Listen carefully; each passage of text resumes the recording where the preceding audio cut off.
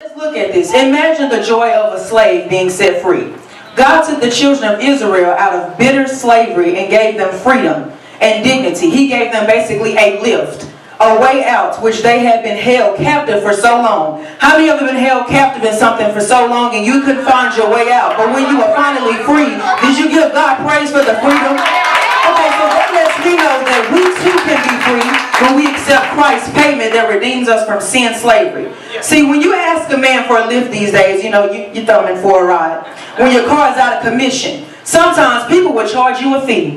But God is saying, I sent my son Jesus where the payment has already been submitted. Therefore, you can be lifted. You can be free. You don't have to stay bound. He sent his son so we could be free.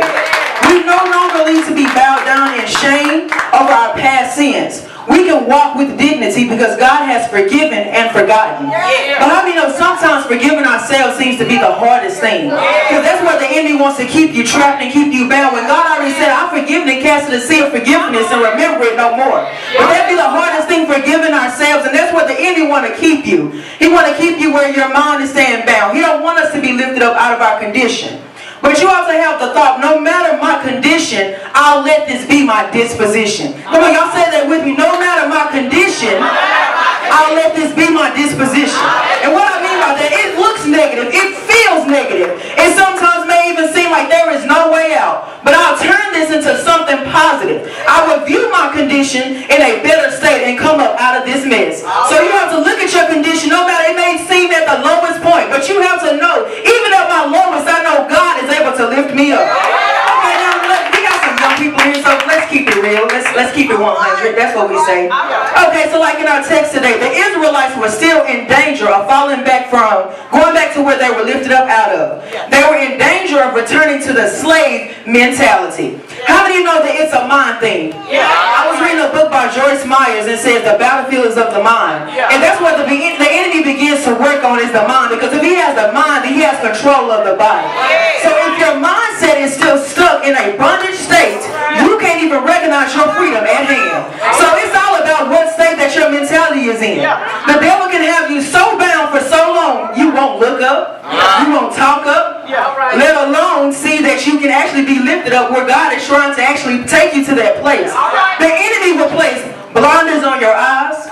He'll put a zipper on your lips, and he will cloud confusion on your mind. He will have you thinking that you're okay in an actual fallen state. He'll make it seem comfortable and you become complacent. Has anybody ever been comfortable in your sin? Have you ever been comfortable in your situation? You think that this is why it should be because the enemy has your mind? We must be aware and remain aware of the temptation to return to our former sinful patterns. People, it's time to be lifted up. Don't fall back into that Egypt mentality. Don't be that dog, as the scripture says, returning to his own vomit. Don't make your release become an extended sentence. In other words, when God has delivered or lifted you up out of the pit, whatever your pit may be, because we all got one, don't go back and cause it to be harder and longer. See, when God has delivered you or lifted you up out of, there's your release. But don't go back into what you know that God has delivered you from because you latch on 7 more demons. There's your extended sentence.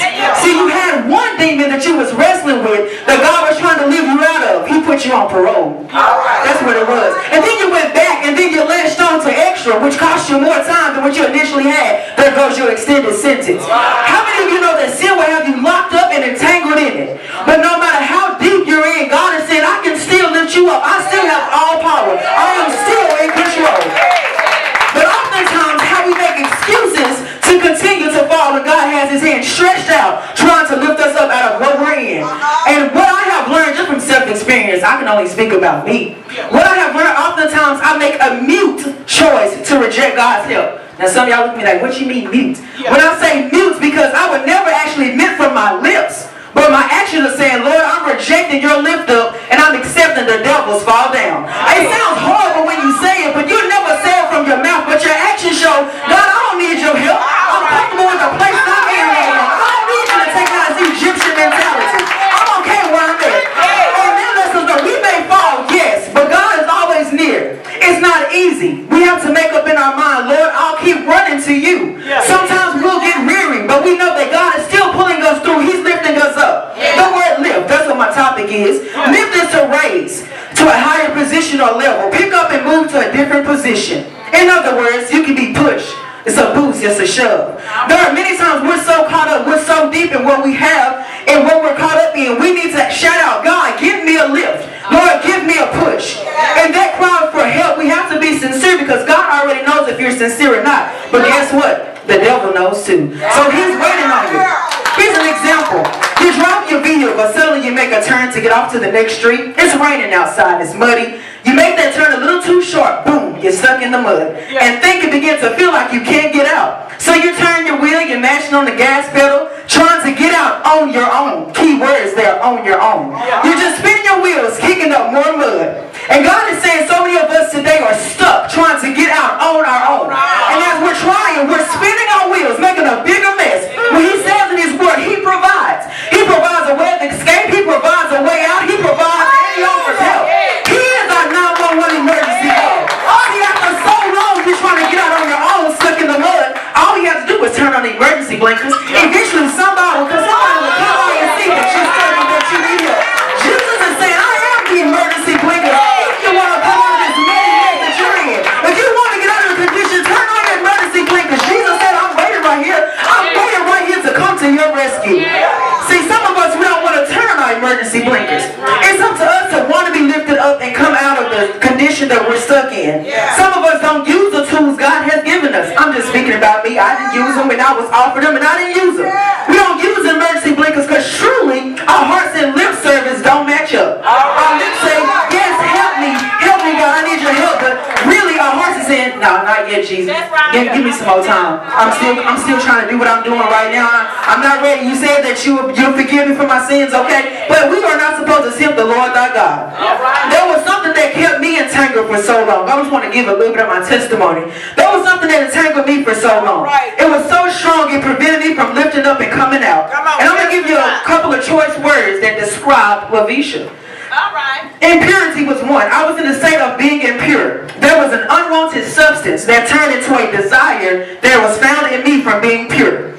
But I said unwanted because I was not sure how it got there, how it began. It was a process that was going on. You see, sin is a process. It don't just happen overnight. Eventually, if you latch on from this spirit to that spirit, and you wonder why you're acting unseen, you wonder why you're acting out, why you're doing this and doing things that you claim and say that you would never do. It's like an infectious disease. Once you latch on to this, it's like an open wound. If you don't treat it properly, if you don't keep it moisturized and bandaged, and Jesus said, I'm here to be your bandage, I'm here to cover every wound, if you just open me up and use me.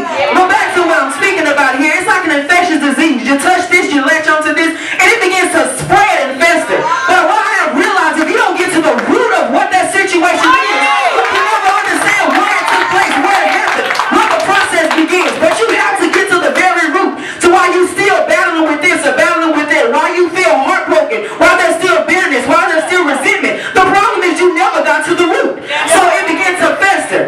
But after a while, I started trying to figure it out, and I just became complacent and comfortable. You know, the enemy was really working on you. Don't you know sin will make you become okay with being in your condition? It'll make the questions, wonders, and sincerity to go away. Sin's job is to keep you bound and low, not to be lifted up and set free. So I got comfortable, y'all.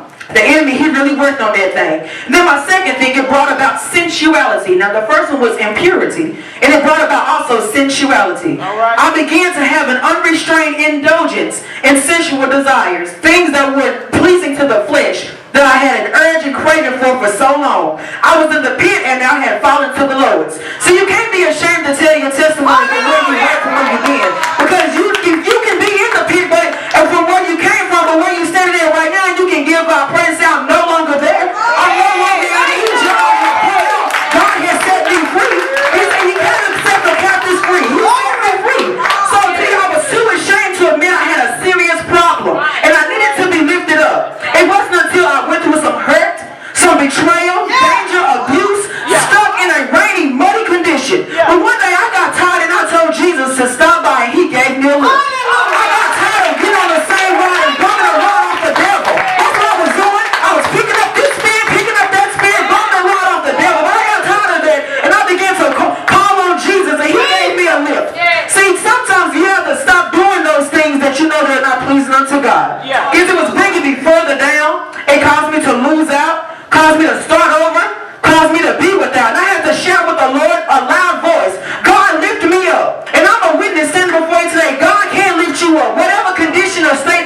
did. You